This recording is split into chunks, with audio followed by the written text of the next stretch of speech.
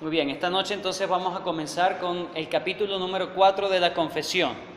Confesión Bautista de Londres de 1689. Recordamos, estamos en la primera parte. Capítulos del 1 al 8 nos habla o nos dice acerca de lo que son los fundamentos cristianos. Vamos con el párrafo 4, está en una sección que habla acerca de la creación de Dios. Párrafo 4, 5 y 6 es en cuanto a la creación de Dios. Recuerden, párrafo número 1, las Escrituras. Párrafo 2 y 3 tiene que ver con Dios. Párrafo 4, 5 y 6 tiene que ver con la creación de Dios, para que vayamos teniendo un poco el bosquejo en nuestra mente. Apago aquí mejor.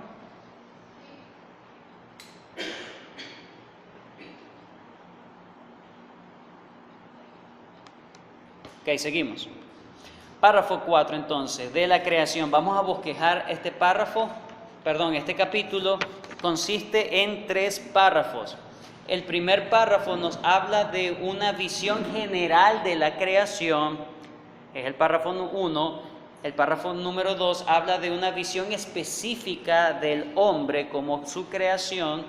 Y el párrafo número 3 habla de la visión de la ley en la creación, es decir, ya el hombre fue creado ya con la ley en su corazón, escrita la ley en su corazón. Nadie va a ser juzgado de manera injusta delante de Dios. Nadie podrá decir, yo no sabía eso. Dios va a juzgar con toda justicia. Eso es lo que dice el párrafo número 3. Muy bien. Hay unas consideraciones previas que necesitamos entender cuando vamos a este capítulo, porque el capítulo nos habla mucho, si usted ve las referencias, nos habla mucho acerca de Génesis, el libro de Génesis. En la escuela bíblica hemos aprendido lo importante que es el Génesis, pero siempre van a haber aquellos que están en contra, ¿verdad?, de que el Génesis es un libro de historietas para niños, ¿cómo es posible de que una serpiente hable? ¿Cómo es posible de que en un barco quepan todos los animales? ¿Qué pasó con los animales salvajes? Ya supuestamente había una caída, y entonces esos animales salvajes, ¿por qué no se comieran a los otros animales? Tantas cosas que la gente busca para refutar lo literal que es el Génesis. Entonces, debemos hacer una consideración previa y demostrar básicamente que el libro de Génesis no es un libro mitológico, sino que es narrativo y literal. Génesis, ahora, quiero dar esta acotación también. Hay unos que no se atreven a cuestionar todo el libro de Génesis, sino que hablan de que, Génesis del 1 al 11, como es tan fantasioso, tan ficticio, entonces, dice, eso es muy alegórico. La historia realmente empieza con Abraham, porque Abraham no pueden negar que Abraham existió. De eso no lo pueden negar, de que es un personaje histórico. Entonces, no refutan todo el libro de Génesis, pero sí dicen, antes de Abraham todo parece leyenda, pero en Abraham, como se conoce que es un personaje que realmente existió, entonces, se toma ahora sí como una narrativa literal. Lo que queremos presentar antes es que la narrativa que hay entre Génesis 1 al 11, todo es cierto, verdad literal. No es fantasía, no es un cuento de hadas. Nuestra fe descansa en estos primeros 11 capítulos, hermano. La fe cristiana descansa en estos 11 capítulos. Por si usted no entiende esto, esperamos conocerlo. Es algo histórico y literal. Vamos a dar 5 consideraciones. Número 1, las estructuras de las genealogías del libro de Génesis. El libro de Génesis está lleno de genealogías. Eso nos dice algo. En primer lugar, nos revelan el trasfondo familiar de Abraham. Si ellos consideran que Abraham es verdad, es cierto, un personaje que realmente existe, una persona que realmente existió, pero precisamente, ¿de dónde sale Abraham? ¿Dónde está narrado? Los antecedentes de Abraham, desde Génesis, desde el 1 al 11, precisamente.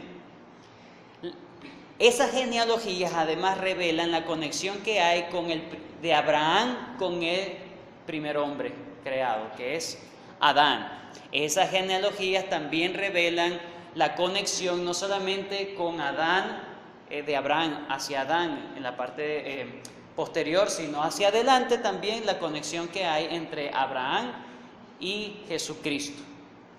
Y eso lo dice Mateo capítulo 1, versículos del 1 al 17 y Lucas 3 del 23 al 38. Es interesante que las genealogías que da Mateo y Lucas nombra personajes que están en Génesis del 1 al 11. ¿Okay? Él los toma literal, personas que realmente existieron. Eso es lo primero. Segundo, las descripciones del huerto del Edén son específicas. No es, bueno, había un huerto hermoso. No. Se dice, el huerto salía un río que se repartía en 4 brazos. El río de uno se llama Éufrates, el otro Gijón, Pisón, el otro, el que riega la tierra de Ávila, donde hay oro. ¿Quién puede narrar eso? Hay algo que realmente existe o que vivió en ese lugar o que sabe de ese lugar. Entonces, las descripciones del huerto de Adán nos dicen que no es una fantasía, es inclusive comprobable el asunto. Comprobable. Número 3, la intención de responder a los temas de las naciones. ¿De dónde salen tantas naciones? Génesis del 1 al 11 nos habla de dónde salen las naciones. Las genealogías nos dicen de dónde salen las Génesis 10 es muy interesante porque dice, por ejemplo, nombra a varios personajes que a la final fueron quienes hicieron hicieron pueblos, salen pueblos de allí. Número 4, la intención de responder al asunto de la variedad de lenguaje. ¿Por qué todos tenemos lenguajes diferentes? ¿De dónde sale? La Torre de Babel está en el capítulo 11. Capítulo 11. Entonces, ¿cómo pueden entender ellos, los científicos, cómo es que sale eso? ¿De dónde salió eso? Bueno, ya el libro de Génesis le da la respuesta. Lo que pasa es que no les gusta buscar en la Biblia. Pero nosotros, gracias a Dios, tenemos la mente de Dios. Número 5. El uso del Génesis del 1 al 11, ¿cómo se usa en otros libros de la Biblia? Vamos a hacer esto rápido. Se habla de Génesis del 1 al 11 como base o el patrón para el trabajo y el descanso, como lo señala la ley. Éxodo 31:17 dice: señales para siempre entre mí y ti y los hijos de Israel, porque en 6 días hizo Jehová los cielos y la tierra, y en el 7º día cesó y reposó. ¿Dónde se señalan que fueron en 6 días? Entonces Dios mismo dice, le está diciendo al pueblo, ustedes van a hacer así simplemente porque yo he hecho lo mismo. Dios está diciendo que lo que hizo es literal. En 6 días tú lo vas a hacer también, en 6 días, y vas a descansar el 7º.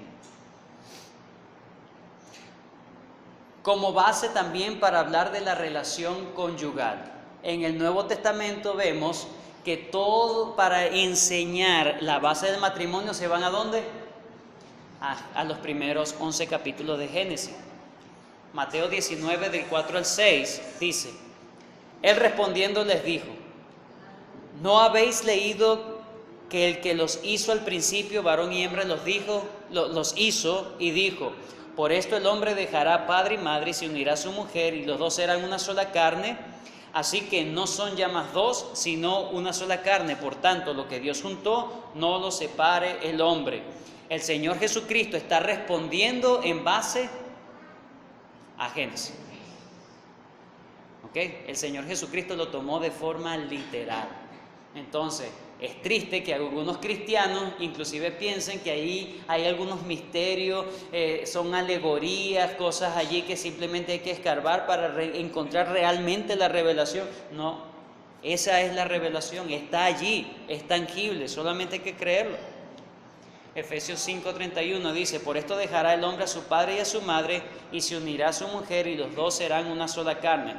Aquí el apóstol Pablo hablando las mismas palabras que el Señor Jesucristo. Y en el contexto, él se remonta también a Génesis. ¿Cómo se usa en el Nuevo Testamento también, el libro de Génesis? Como base para describir la venida del Hijo del Hombre. ¿Cómo vendrá el Hijo del Hombre? Como en los días de Noé. ¿Y dónde está escrito los días de Noé? Génesis 6 en adelante. Mas en los días de Noé, así será la venida del Hijo del Hombre, porque como en los días antes del diluvio estaban comiendo y bebiendo, casándose y dándose en casamiento, hasta el día en que Noé entró en el arca, y no entendieron hasta que vino el diluvio y se llevó a todos, así será también la venida del Hijo del Hombre. Fíjense la base que da el Señor Jesucristo. Ustedes saben cómo voy a venir yo, de la misma manera como ocurrió allá.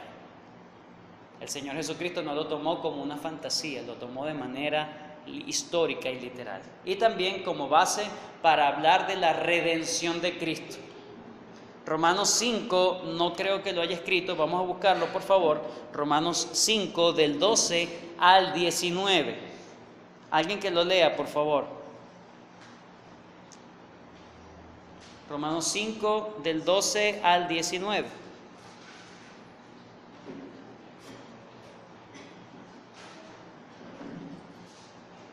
Si lo puede leer en voz alta, adelante. Adelante, hermano. Por tanto, como el pecado entró en el mundo por un hombre, y por el pecado la muerte, así la muerte pasó a todos los hombres, por cuanto todos pecaron. Pues antes de la ley había pecado en el mundo, pero donde no hay ley no se inculpa de pecado. No obstante, reinó la muerte desde Adán hasta Moisés, aun en los que no pecaron a la manera de la transgresión de Adán, el cual es figura del que había de venir. Hasta allí, hermano. Ahora vamos a leer el versículo 18. Versículo 18. Así que, como por la transgresión de uno vino la condenación a todos los hombres, de la misma manera, por la justicia de uno vino a todos los hombres la justificación de vida. Porque así, versículo 19. Porque así como por la desobediencia de un hombre los muchos fueron constituidos pecadores, así también por la obediencia de uno los muchos serán constituidos justos. ¿Por qué llamamos el mensaje del Señor Jesucristo como el mensaje del Evangelio? ¿Qué significa Evangelio? Buena noticia. Pero no puede haber una buena noticia si no entendemos las malas noticias. ¿Y cuáles son las malas noticias? Que somos pecadores, o que somos contados como pecadores. Somos constituidos pecadores por el pecado de Adán. Entonces, nuestra creencia descansa inclusive desde Génesis capítulo 1. No empieza en Mateo, empieza en Génesis. ¿Ok? Muy bien. Considerando entonces, bueno, hay otra cosa aquí. También como base para señalar la procedencia de la autoridad del hombre en el hogar. Vamos a leer esto rápido aquí. Dice, porque el varón no debe cubrirse la cabeza.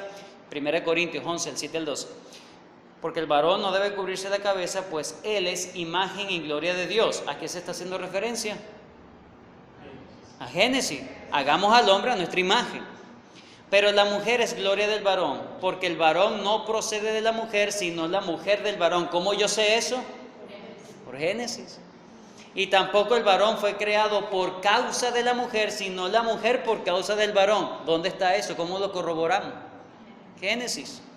Por lo cual la mujer debe tener señal de autoridad sobre su cabeza por causa de los ángeles, pero en el Señor ni el varón es sin la mujer, ni la mujer es sin el varón, porque así como la mujer procede del varón, también el varón nace de la mujer, porque todo procede de Dios. Muy bien. Otra allí. Como base también para enseñar la fe. ¿Cuáles son las personas que se nombran en Hebreos capítulo 11? Por la fe Abel ofreció mejor sacrificio que Caín. Por la fe Enoc caminó con Dios. ¿Dónde se mencionan estos personajes? Desde antes de Génesis 12. Como base para advertir contra los falsos profetas. Judas dice, de estos también profetizó Enoc. Fíjate lo que Judas registra una predicación de Enoc. De esto también profetizó Enoc, séptimo desde Adán, diciendo, he aquí, vino el Señor con sus santas decenas de millares para hacer juicio contra todos y dejar convicto a todos los impíos de todas sus obras impías que han hecho impíamente, de todas las cosas duras que los pecadores impíos han hablado contra él. Esas son palabras de Enoc. La impiedad en los tiempos de Enoc. No, en los tiempos de antes eran mejores que ahora, no. Son iguales. El pecado sigue siendo igual. Los estragos del pecado siguen siendo igual. Muy bien, ahora sí. Podemos entender entonces que nuestra fe descansa sobre las bases de lo que nos da Génesis capítulo 1 al 11. Toda la Biblia, obviamente, pero como ha sido tan golpeado por muchas filosofías, por muchos pseudocientíficos, ¿verdad? Nosotros debemos dar una respuesta oportuna para defender la literalidad de Génesis. La literalidad de Génesis. Ahora sí, vamos a enfocarnos con los 3 párrafos. Párrafo número 1. Estamos hablando de la creación. El capítulo acerca de la creación. Párrafo número 1. En el principio agradó a Dios, Padre, Hijo y Espíritu Santo, para la manifestación de la gloria de su poder, sabiduría y bondad eternos, crear o hacer el mundo y todas las cosas que en él hay, ya sean visibles o invisibles, en el lapso de 6 días y todas muy buenas. ¿De dónde sale ese párrafo? Génesis. ¿Okay? Entonces vamos a ver un poquito acerca de este párrafo número 1. Se habla del tiempo de la creación. ¿Cuándo fue creado la creación? En el principio. Hubo un principio para todo lo creado. Salmo 33:6 dice, por la palabra de Jehová fueron hechos los cielos y todo el ejército de ellos por el aliento de su boca. Génesis capítulo 1, versículo del 1 al 2. Vamos a leerlo rapidito para mostrarles algo. Génesis 1, del 1 al 2. En el principio creó Dios los cielos y la tierra. Versículo 2 es la clave. Y la tierra estaba desordenada y vacía. Es decir, Dios en el principio, la narración en Génesis, lo que quiere que nosotros entendamos es que el escritor no quiere que nosotros, la narración no quiere que enfoquemos nuestra vista en qué pasó arriba, sino qué pasó aquí en la tierra. En el principio Dios creó los cielos y la tierra. Ahora yo te voy a decir todo lo que está pasando es en la tierra. Yo no sé qué pasó en el principio. ¿Cuándo fue la rebelión de Satanás? Yo no lo sé, la Biblia no lo menciona. No, tuvo que haber sido entre el versículo 1 y 2, porque eso estaba desordenado y vacío. Pues eso no es lo que significa desorden. No, eso plantea como una segunda creación o la recreación. Y Génesis capítulo 1 nos habla de una sola creación. De una sola creación. Dios no ha creado 2 veces lo mismo. No. Eso se puede hablar después, no se preocupe. Pero nosotros debemos entender que en el principio no había nada. Ni el cielo existía. Los ángeles nunca cohabitaron con Dios eternamente. Ellos tuvieron un principio. El cielo, como el lugar de la presencia de Dios, tuvo un principio. Dios lo creó. No existía nada. Dios solamente. Y Él era suficiente. Ya Él era Dios, por ejemplo, en el principio creó Dios los cielos y la tierra. Y fíjense que Salmo 33:6, por la palabra de Jehová fueron hechos los cielos y todo el ejército de ellos por el aliento de su boca. ¿A quién se está refiriendo? A los ángeles, ¿verdad? El ejército, los ángeles, el cielo, los ángeles. Entonces, el cielo nunca cohabitó con Dios. Nosotros negamos entonces lo que se llama el dualismo, ¿ok? El dualismo dice que hay algo que siempre existió con Dios. O sea, no tuvo ni principio ni fin, no. Hablamos de que Dios es el único ser que es infinito y eterno. El autor de la creación, ¿quién fue el que creó? Padre, Hijo, Espíritu Santo. La Trinidad. En el principio creó Dios los cielos y la tierra estaba desordenada y vacía, y las tinieblas estaban sobre la faz del abismo, y el Espíritu de Dios se movía sobre la faz de las aguas, y dijo Dios. Padre, Hijo y Espíritu Santo involucrados en la creación. No fue solamente Dios el Padre, no fue solamente el Señor Jesucristo, no fue solamente el Espíritu Santo, los tres involucrados en el mismo hecho. La Trinidad involucrada. Juan 1:3, hablando acerca del Hijo. Todas las cosas por Él fueron hechas, y sin Él nada de lo que ha sido hecho fue hecho. Juan 1:3. 1 Corintios 8:6. Pero nosotros, sin embargo, solo hay un Dios, el Padre, del cual proceden ¿qué? Todas las cosas. Entonces, y nosotros somos por medio de Él, y un Señor Jesucristo por medio del cual son todas las cosas, y nosotros por medio de Él. Entonces, ¿de dónde proceden las cosas? Del Padre y del Hijo. Y este versículo, Job 33:4, el Espíritu de Dios me hizo, y el soplo del Omnipotente me dio vida. Entonces, las Escrituras reflejan que el Trino Dios es el Creador. ¿Cuál es el propósito de la creación? Esto es lo que literalmente dice la confesión. Para manifestar la gloria de su poder, sabiduría y bondad eternos, crear o hacer el mundo y todas las cosas que en él hay. Ciertamente, aunque hay un mundo caído, el mundo refleja orden. La creación sigue reflejando la sabiduría de Dios, el orden de Dios, la majestad de Dios en hacer todas las cosas. Desde la hormiga más pequeña hasta el vasto universo que nosotros ni siquiera conocemos, todo fue creado por Él. Y no hay cataclismo porque Dios no lo permite. Porque Dios lo hizo todo de manera perfecta. Tu propio cuerpo es perfecto, porque Dios lo hizo así. ¿Quién iba a pensar, por ejemplo, en el páncreas? Imagínate que te hubiesen dicho a ti, crea a un ser humano. ¿Qué hubieses pensado? Bueno, un ser humano debería tener 2 ojos, una nariz, dos oídos, una boca, es lo que nosotros conocemos, ¿cierto? Nosotros decimos, bueno, voy a hacer lo que yo conozco, pero lo interno, ¿verdad? Los glóbulos blancos, los glóbulos rojos, los linfocitos, no sé qué cosa. Sabiduría, hermano. Si una de esas no está o falla, se descompone todo.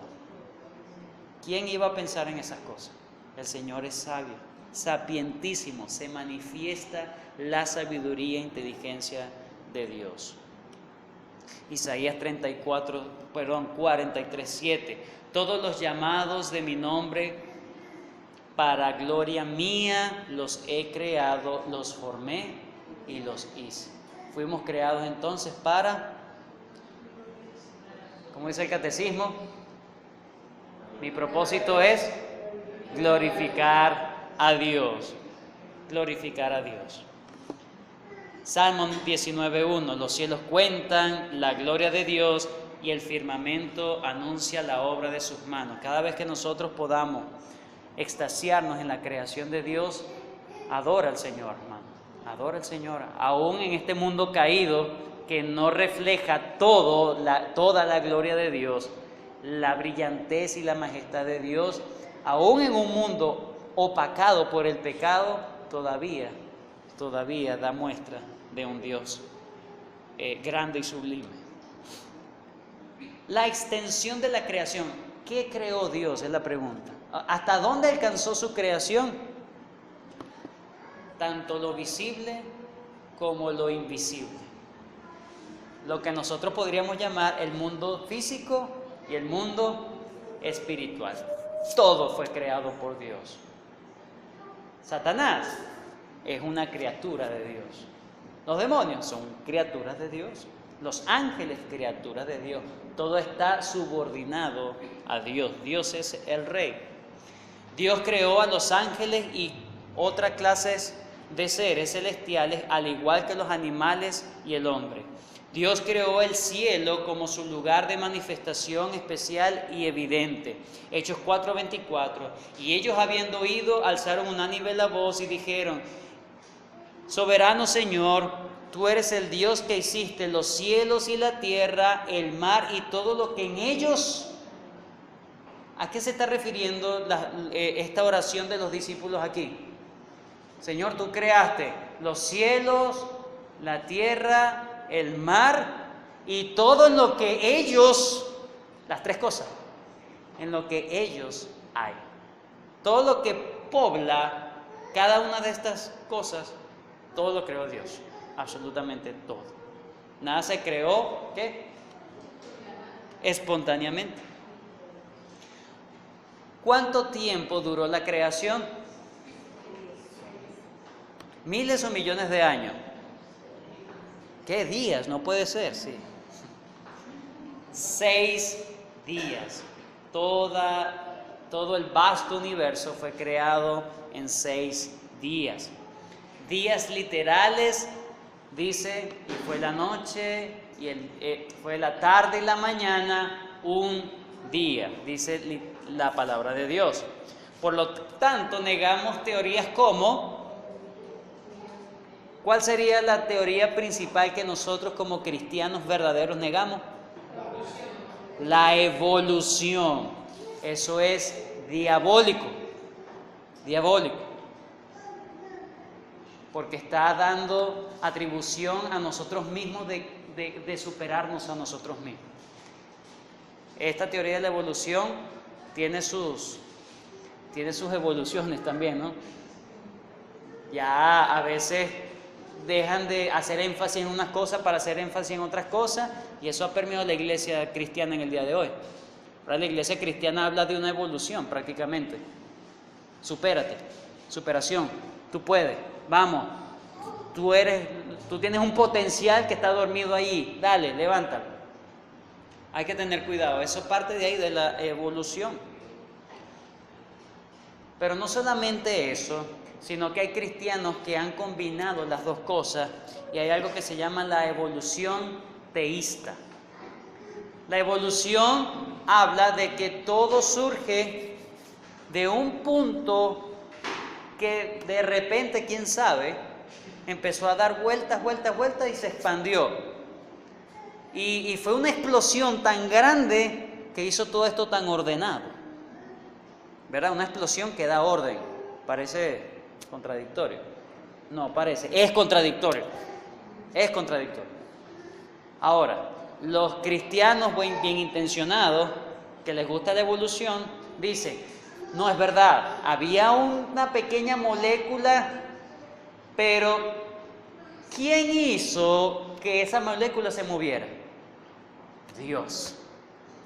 Y entonces ellos asumen toda la evolución, pero ponen a Dios como el que impulsó la creación. Ahora, esto parece como tratar de ligar el agua con el aceite. No se puede ligar. ¿Por qué? Porque entonces estaríamos restándole poder creativo a Dios. Poder creativo a Dios. Es decir, Dios movió la pieza principal y lo demás se hizo por sí mismo. ¿Dónde queda entonces la sabiduría, la omnipotencia, todo esto. ¿Queda entonces en dónde? En la misma creación. Entonces ahora ya no se llama, ahora estamos cuidando la madre tierra. ¿Ves? Todo surge de ahí, la madre tierra. Evolución teísta, no creemos en una evolución teísta, no es ni evolución ni es teísta.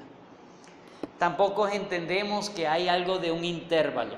No. Allí lo que esos días no son literales, sino que son intervalos grandes de tiempo. No son un día, porque para Dios un día es 1000 años y 1000 años como un día. Ahí está la clave. Entonces no son 6 días literales, son 6000 años. 6000 años. Es que quieren mezclar lo pagano, es el sincretismo pagano con la verdad. Y a la final terminan yéndose por otros lados. Entonces el intervalo no son 6 días, sino 6000 años. Entonces saquen el bendito versículo allí. Adiós aquí. Muy bien, no creemos en eso, hermanos, creemos en 6 días literales, porque creemos en un Dios que lo puede hacer no en 6 días, lo pudo haber hecho menos. Pero ¿por qué Dios lo hizo en 6 días? Una pregunta interesante. Lo vemos que Dios quiere hacer un patrón y dice, así como yo hice algo de trabajo y descanso, así debe hacerlo ustedes. El Señor lo que quiere es dar ejemplo, pero Él lo podía haber hecho antes. Lo podía haber hecho antes. Es más, con el pensamiento y todo. Exactamente, es todopoderoso. Pero el Señor con eso estaba dando ejemplo de lo que Él quiere que hagamos. Entre otras cosas, Éxodo 29, en 6 días, no en 6000 años trabajarás. No en 6000 años trabajarás y harás toda tu obra, y en el séptimo o en el año 7000 vas a descansar. No es eso. ¿Cuál es el resultado de la creación? Esa es la última frase. El resultado de la creación. Todo fue muy bueno. Muy bueno, porque todo lo que Dios creó es bueno y nada es desecharse si se toma con acción de gracia. Primera de Timoteo 4, del 4 al 5. Eclesiastés 7:29. He aquí solamente estoy hallado que Dios hizo al hombre recto, pero ellos buscaron muchas perversiones. La Biblia no se contradice. La Biblia entiende que aunque haya pecado, Dios había hecho todo correctamente bien. Dios no lo hizo pecaminoso. El hombre se inclinó al pecado, a la imperfección, a la rebelión. Vamos con el párrafo número 2. Vamos a leerlo. Y aquí hay algunas cosas también interesantes. Párrafo número 2. Después que Dios hubo creado todas las demás criaturas, ¿verdad? El párrafo número 2 dice, todo lo demás es creado, pero el hombre es una creación. Es el pináculo de la creación. Dice, después que Dios hubo creado todas las criaturas, creó al hombre varón y hembra. Es interesante, se le atribuye el calificativo, el sustantivo hombre, para referirse a ambos sexos. Entonces, muchos han dicho, no, creó al hombre y la mujer, la vaca y el toro. El no sé qué, no. La Biblia no tiene problemas con esa cuestión, ¿ok? Nosotros los cristianos tampoco debemos tener problemas con ese asunto, de que no, hay que decir hombre y mujer, niño y niña. Podemos decir los niños, nos estamos refiriendo a los dos géneros.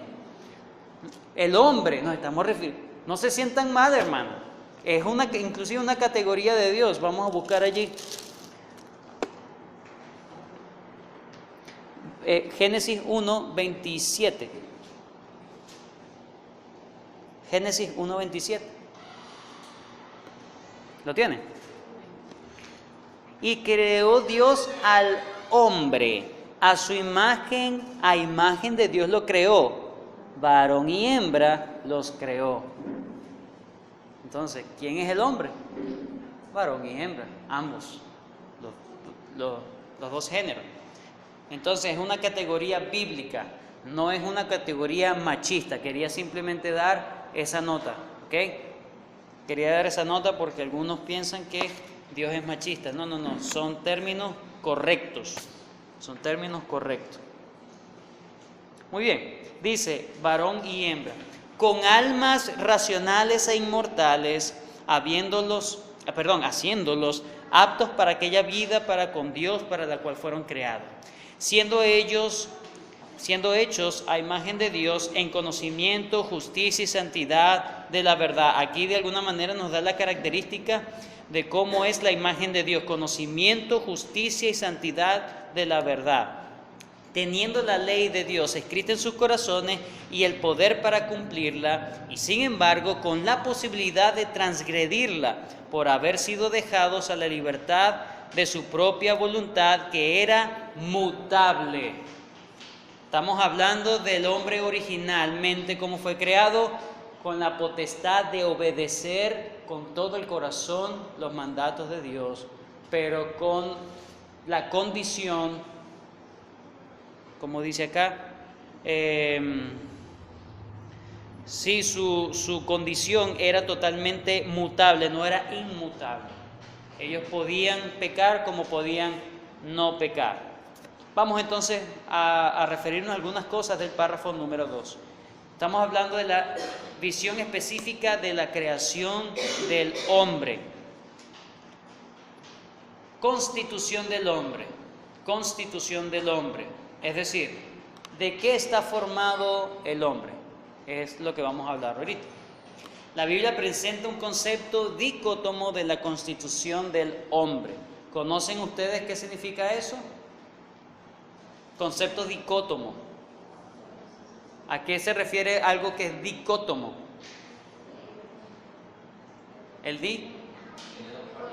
Son dos cosas, ¿ok? Entonces, la palabra de Dios habla de que el hombre, el ser humano, el varón y la hembra, ambos tienen dos partes que lo componen.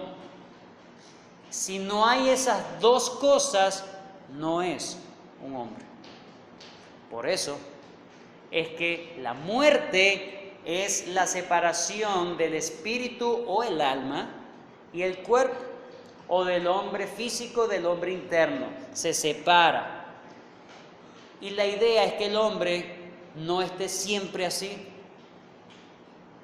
A la final habrá una resurrección y todos, inclusive los inicuos, resucitarán para ser lanzados al lago de fuego. Pero van a ser lanzados resucitados, con cuerpos y almas juntos.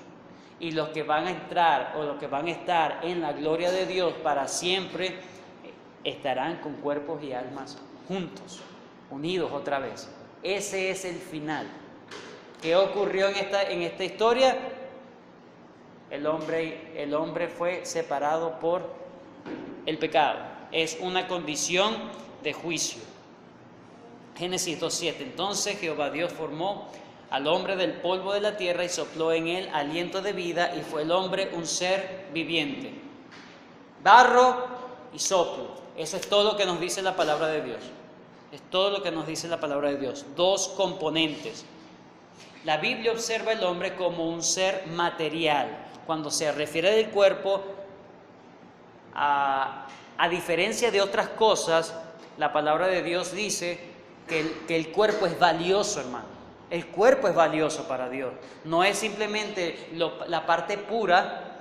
El alma es la parte pura y simplemente está encarcelada en este cuerpo y debe salir. Cuando sale, entonces es libre. No, ese no es el concepto que nosotros manejamos. El hombre es el cuerpo y el alma. El cuerpo es tan hombre como el alma es. Génesis 3:19, con el sudor de tu frente comerás el pan. ¿Le está refiriendo a quién? Al cuerpo de Adán. Eso es lo que el cuerpo de Adán iba a sufrir. Hasta que vuelvas a la tierra, porque de ella fuiste tomado, pues polvo eres. No, porque polvo es tu cuerpo nada más, tu espíritu es loable, es hermoso. No. Tú eres polvo. y al polvo volverás. Mateo 28:6. No está aquí en la resurrección del Señor Jesucristo, pues ha resucitado, como dijo, venid, ved el lugar donde fue puesto el Señor. ¿A quién pusieron en el sepulcro? El cuerpo. Pero fíjense cómo le digo, aquí fue el lugar donde colocaron el cuerpo del Señor. No, fue puesto el Señor, haciendo referencia a que es parte de él. Lucas 24:7, diciendo, es necesario que el Hijo del Hombre sea entregado por manos de hombres pecadores y que sea crucificado y que resucite su cuerpo. No, que resucite el tercer día. Entonces, la palabra de Dios nos habla del cuerpo como inclusive la misma persona. A veces nosotros como cristianos tenemos la tendencia de hacer una disociación de lo que es el hombre. Recuerden lo mismo que dije con Dios. Dios, 3 personas, pero en nuestra mente no debemos diseccionarlo. No debemos diseccionarlo porque perdemos. Asimismo es nosotros, los hombres. No debemos decir, bueno, yo con mi alma alabo al Señor, pero con mi cuerpo entonces adoro el mundo. No. O sea, por eso es que es tan importante que tú, todo lo que... tú amas a Dios, debes reflejarlo con tu cuerpo. Debes reflejarlo con tu cuerpo. No es que mi cuerpo es una cosa, va para un lado y mi espíritu va para otro lado. No es así. No es así. Seguimos.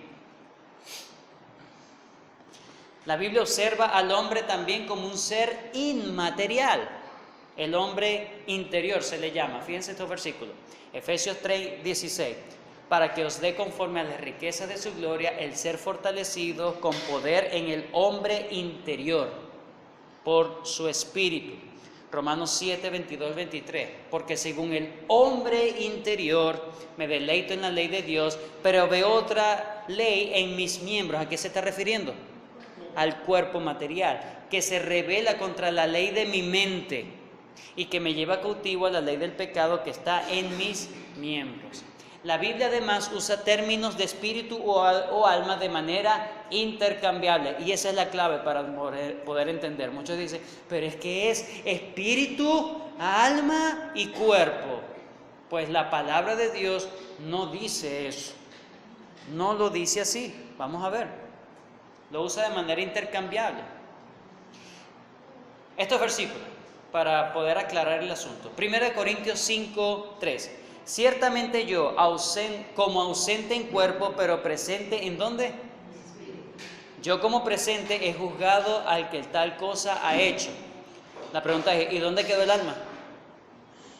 Se habló del cuerpo y del espíritu, pero no mencionó nada del alma. Seguimos. 1 Corintios 6:20. Porque habéis sido comprados por precio, glorificad pues a Dios en vuestro cuerpo y en vuestra alma, no entonces. Ahí se está refiriendo a la parte inmaterial y se le da el nombre de espíritu, los cuales son de Dios. El alma no es de Dios entonces. Seguimos. Génesis 33:18. Y aconteció que al salírsele el alma, pues murió. Podemos decir, ¿y dónde quedó el espíritu? ¿Dónde quedó el espíritu entonces? No, es que ese quedó vagando. El alma llegó a Dios, pero el espíritu quedó por ahí y es el que le ala los pies a las personas. Eclesiastés 12:7. Y el polvo vuelva a la tierra como era, y el espíritu vuelva a Dios que lo dio. ¿Y el alma dónde queda? 1 Reyes 17:22. Y Jehová oyó la voz de Elías, y el alma del niño volvió a él y revivió. No le faltó más nada que el alma. Entonces podemos decir que alma y espíritu son términos que refieren a la misma parte inmaterial del hombre. Mas Jesús, Mateo 27:50, mas Jesús, habiendo otra vez clamado a gran voz, entregó el Espíritu. El Espíritu. Pero dice, Interesante. Si agarramos Mateo 27:50 y Génesis 35:18, podemos decir que entonces Jesús no murió, porque el Señor Jesús entregó su espíritu. Pero la persona que se cuenta en Génesis 35:18, aconteció que al salírsele el alma, murió, haciendo referencia a la muerte. Entonces, al Señor Jesucristo no entregó el alma, sino el espíritu. No, se está haciendo referencia a lo mismo. Implicaciones de tener un concepto dicótomo bíblico del hombre. Eso nos diferencia con la dicotomía griega y el ascetismo. La dicotomía griega es lo que estaba comentando: el cuerpo es malo y el alma es buena. Eso es el concepto griego. Y el ascetismo, entonces, como el cuerpo es malo, yo le voy a dar duro al cuerpo, porque mi espíritu necesita controlar el cuerpo y ser libre. El cuerpo entonces es despreciable y el alma es prácticamente una cosa divina. Una cosa divina. También tenemos esa diferencia con el concepto holístico o monádico. El holístico es que hay varios elementos. Yo creo que no está en las diapositivas, pero lo voy a decir de una vez. Cuando el Señor dice: amarás al Señor tu Dios con toda tu alma, con toda tu mente, con toda tu fuerza, con todo, ¿qué más dice? Con todo tu corazón, con toda tu alma, con toda tu fuerza, con toda tu mente. El Señor estaba diciendo las partes del hombre. No es la intención. Simplemente está haciendo referencia, un énfasis a lo que tú eres por dentro, pero lo que tú eres, ¿cierto? Entonces, eso holístico es que no, es que tienes el cerebro reptil, el cerebro no sé qué, el cerebro animal, el cerebro sentimental, no sé qué cosas son. Pero entonces esa cosa de que estamos abarcados por tantas cosas que al final no sabemos quiénes somos. O sea, está el cuerpo como un simple caparazón de una infinidad de cosas, de elementos que hay ahí adentro. La palabra de Dios lo dice sencillo: tienes el alma y el cuerpo, o el espíritu y el cuerpo. Pero tampoco es el asunto monádico, es decir, que es un solo elemento, Es decir, cuando te mueres, te moriste, ya no existe más nada. Aniquilación. La aniquilación. ¿Hay separación? No hay separación, sino aniquilación. Se murió ya, se feneció. Hay diferencia. Y la tercera, nosotros entendemos que el asunto de la muerte no es un asunto natural. El hombre nace, crece, se desarrolla, se reproduce y muere. Es la ley de la vida. Creemos que la muerte no es parte de la ley de la vida, es parte del juicio de Dios. Y debemos verlo como algo de temer. No, es que ya lo que me queda a mí es la muerte, ese es el paso que me toca, así tan... No, es un paso que es ineludible para todos, definitivamente, es ineludible, pero es un asunto que no debemos verlo de manera natural, no es un asunto natural, es la disociación, el desgarre del alma con el cuerpo, cosa que no debía haber ocurrido, y es la sentencia de Dios. Cada vez que veamos a alguien muerto, estamos diciendo: Dios juzga fuertemente el pecado. Así juzga el pecado Dios. Dios es santo.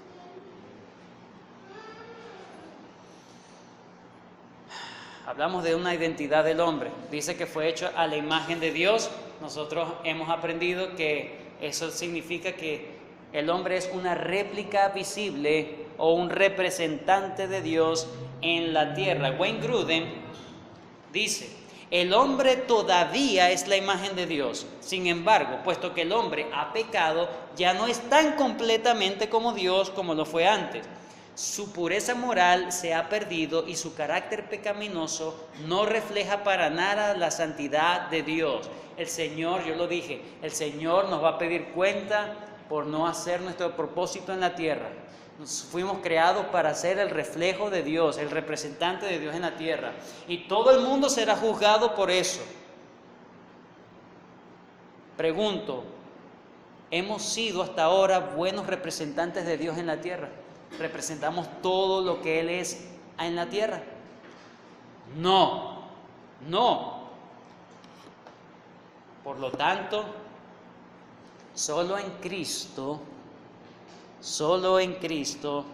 hay una recuperación progresiva de la imagen de Dios. Hermanos, es solamente por Él, no por tu esfuerzo, sino por estar, ¿qué? Unido a Él. Colosenses 3:10. Y revestidos del nuevo, el cual conforme a la imagen del que lo creó se va renovando hasta el conocimiento pleno. Hay una esperanza de una completa restauración de la imagen de Dios en nosotros. No es solamente que va a ser un proceso, ciertamente es un proceso, pero un proceso sin fin. No, va a haber un fin.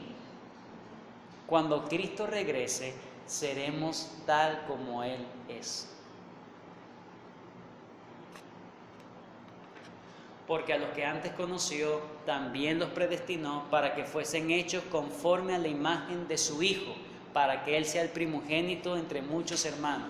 Y si seguimos leyendo el 30, y a los que predestinó, a estos también llamó, y a los que llamó, a estos también justificó, y a los que justificó, el fin último, a estos también glorificó. Seremos así. Entonces, la carrera cristiana, si bien es una recuperación lenta, progresiva de la imagen de Dios con sus altos, con sus bajos, a la final sí tenemos una meta, o vamos a recibir algo, vamos a poder ser finalmente lo que Dios siempre quiso que seamos, su imagen. Así que como hemos traído la imagen del terrenal, haciendo referencia a ¿quién? Adán, traeremos también la imagen del celestial. Esa es la esperanza, hermano. Esa es la esperanza. Sigue luchando, sigue esforzando, porque en algún momento lo vas a lograr. No solamente porque tú eres un gran campeón, no lo vas a lograr porque eres un gran campeón, sino porque Dios lo ha prometido. De este lado de la eternidad no lo lograremos, pero sí va a tener esto que estamos haciendo hoy repercusión en la eternidad, definitivamente. Y en tercer lugar, la integridad del hombre, teniendo la ley de Dios escrita en el corazón y el poder para cumplirla, sin embargo con la posibilidad de transgredirla por haber sido dejados a la libertad de su propia voluntad que era mutable. El Señor le había dicho en Génesis 2:17, del árbol de la ciencia del bien y el mal no comerás, porque el día que ellos no eran robots, hermanos, ellos no eran robots, ellos tenían una voluntad y Dios apeló a su voluntad, los probó, no eran robots, los probó y cayeron, son responsables. Párrafo 3, lo leemos y leemos el último versículo que está allí y terminamos. Párrafo 3, me siguen. Además de la ley escrita en sus corazones, recibieron un mandato de no comer del árbol del conocimiento del bien y del mal, y mientras lo guardaron fueron felices en comunión con Dios y tuvieron dominio sobre las criaturas. Recuerda, el párrafo está diseñado antes de la creación. ¿Qué? Recuerden eso, ¿no? Ubiquémonos. Está diseñado para hacer referencia antes de la creación. Pero el hombre sigue teniendo la ley de Dios escrita en sus corazones. Estos versículos lo dicen. Romanos 2:12, 14 al 15 dice: porque todos los que sin ley han pecado, sin ley perecerán. Y todos los que bajo la ley han pecado, por la ley serán juzgados. Porque cuando los gentiles que no tienen ley hacen, ¿por qué? Naturaleza lo que es de la ley, estos, aunque no tengan la ley, son ley para sí mismos, mostrando la obra de la ley escrita en sus corazones, dando testimonio su conciencia y acusándoles o defendiéndoles sus razonamientos. La ley que está en los 10 mandamientos está en los corazones de los hombres. ¿Por qué los hombres saben que matar es malo? No, porque la ley de Moisés lo dijo. Y si no lo dice la ley de Moisés, ¿no era malo? Hay un sentido de justicia en nosotros, hermanos. Cuando vemos algo injusto, todo el mundo dice, no, eso no puede ocurrir así. Eso está grabado ahí en el corazón. Tenemos inclusive todavía la imagen de Dios. Lo que pasa es que la gente no le pone cuidado a la conciencia. Ahí la gente sabe que es bueno y que es malo. Pueden distinguirlo. Muy bien. Entonces, esto es lo que hemos aprendido acerca de la creación. Dios creó todas las cosas, visibles e invisibles, para su gloria. Y luego la confesión nos trae en cuanto a la creación del hombre. ¿Para qué fuimos creados? ¿Por qué fuimos creados? Y la condición original del hombre. El hombre podía haber cumplido, fue probado para cumplir, pero no lo logró. Por eso es tan importante ser del Señor Jesucristo.